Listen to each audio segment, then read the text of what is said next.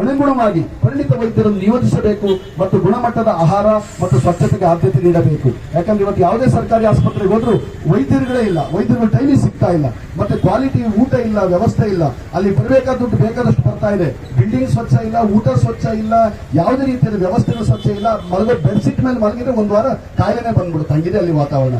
ಅದ್ರ ಬಗ್ಗೆ ಎಲ್ಲ ಸಂಘಟನೆಗಳು ಕೂಡ ತೀವ್ರವಾಗಿ ಖಂಡಿಸಬೇಕು, ಹಾಗೆ ಅದನ್ನು ನಾವು ಗಮನಿಸಬೇಕು, ಅದ್ರ ಬಗ್ಗೆ ಹೋರಾಟ ರೂಪಿಸಬೇಕು ಅಂತ ಈ ಸಭೆಗೆ ಕೇಳ್ಕೊಳ್ತೀನಿ.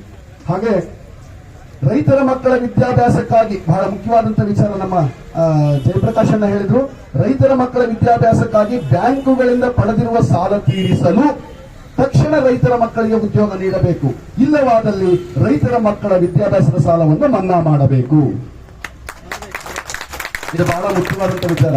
ನಿಮ್ಮ ಮಕ್ಕಳಿಗೆ ವಿದ್ಯಾಭ್ಯಾಸ ಸಾಲ ತಗೊಂಡು ಓದಿಸ್ತೀರಾ, ಆದ್ರೆ ಸರ್ಕಾರನು ಕೆಲಸ ಕೊಡ್ತಾ ಇಲ್ಲ, ಕ್ಯಾಂಪಸ್ ಸೆಲೆಕ್ಷನ್ ಆಗ್ತಾ ಇಲ್ಲ. ಮೊನ್ನೆ ಸುಮಾರು 400-500 ಜನ ಇದರಲ್ಲಿ ತೆಗೆದುಬಿಟ್ಟಿದ್ದಾರೆ, ಯಾವ್ದ್ರಲ್ಲಿ ಇನ್ಫೋಸಿಸ್ ಎಲ್ಲ ತಿಕ್ತಿದ್ದಾರೆ ಕೆಲಸದಿಂದ. ಹೀಗಾದಾಗ ನಮ್ಮ ಮಕ್ಕಳಿಗೆ ಮಾಡಿದಂತ ವಿದ್ಯಾಭ್ಯಾಸ ಹ್ಯಾಕ್ ತೀರ್ಸೋದು ನಾವು? ಹಾಗಾಗಿ ನಮ್ಮ ಮಕ್ಕಳಿಗೆ ಮಾಡಿದ ವಿದ್ಯಾಭ್ಯಾಸ ಸಾಲವನ್ನು ಸರ್ಕಾರ ಮನ್ನಾ ಮಾಡಬೇಕು ಅಂತ ಕೇಳ್ಕೊಂಡಿದ್ದೀವಿ. ರಾಜ್ಯದ ಎಲ್ಲಾ ಗ್ರಾಮ ಪಂಚಾಯಿತಿಗಳಲ್ಲಿರುವ, ಇದು ಕಳಸಾಪುರ ಭಾಗದ ದೊಡ್ಡ ಸಮಸ್ಯೆ, ಇದು ರಾಜ್ಯದೆಲ್ಲೆಡೆ ಇದೆ, ಬರೀ ಕಳಸಾಪುರಕ್ಕೆ ಸೀಮಿತ ಆಗಿಲ್ಲ.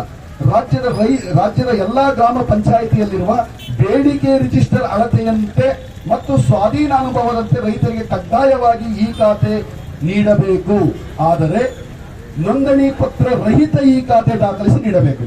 ಅಲ್ಲಿ ಹೋದ್ರೆ ಸಾಕು, ಹಿಂದೆ ಯಾವುದೋ ಒಂದು ಜಾಗದಲ್ಲಿ ಮನೆ ಕಟ್ಕೊಂಡಿದ್ದಾರೆ, ಅದಕ್ಕೆ ಆ ಪತ್ರ ಕೊಡಿ, ಈ ಪತ್ರ ಕೊಡಿ ಅಂತಾರೆ, ತಲತಲಾಂತರದಿಂದ ಇದ್ದಾರೆ.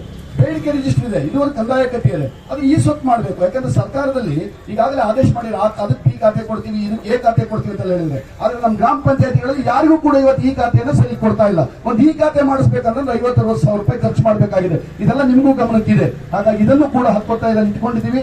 ಈ ಬಗ್ಗೆ ನಮ್ಮ ವೇದಿಕೆಯ ಗಣ್ಯರು ಈ ಬಗ್ಗೆ ಎಲ್ಲ ಮಾತಾಡ್ತಾರೆ. ಅವರಿಗೆ ನಾನು ಏನು ನಮ್ಮ ಈ ಸಭೆಗೆ ಹಕ್ಕೊತ್ತಾಯ ಅಂತಕ್ಕಂಥದ್ದನ್ನು ನಾನೀಗ ಅವ್ರ ಮುಂದೆ ತರ್ತಾ ಇದ್ದೀನಿ.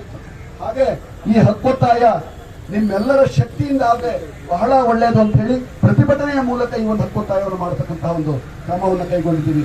ಈ ಮೇಲ್ಕಂಡ ಎಲ್ಲಾ ಸಮಸ್ಯೆಗಳ ಬಗ್ಗೆ ಕೇಂದ್ರ ಹಾಗೂ ರಾಜ್ಯ ಸರ್ಕಾರಗಳ ಗಮನಕ್ಕೆ ತರಬೇಕೆಂದು ಮತ್ತು ಜಿಲ್ಲಾಧಿಕಾರಿಗಳು ಸಹ ಅವ್ರ ವ್ಯಾಪ್ತಿಗೆ ಬರುವ ಸಮಸ್ಯೆಗಳನ್ನು ತಕ್ಷಣ ಇತ್ಯರ್ಥಪಡಿಸಬೇಕು, ಅದಕ್ಕಾಗಿ ಕ್ರಮ ವಹಿಸಬೇಕು ಎಂದು ಈ ರೈತ ಹುತಾತ್ಮ ದಿನಾಚರಣೆದಂದು ಪ್ರತಿಭಟನೆಯ ಮೂಲಕ ಹಕ್ಕೊತ್ತಾಯ ಮಾಡಲಾಗುತ್ತಿದೆ.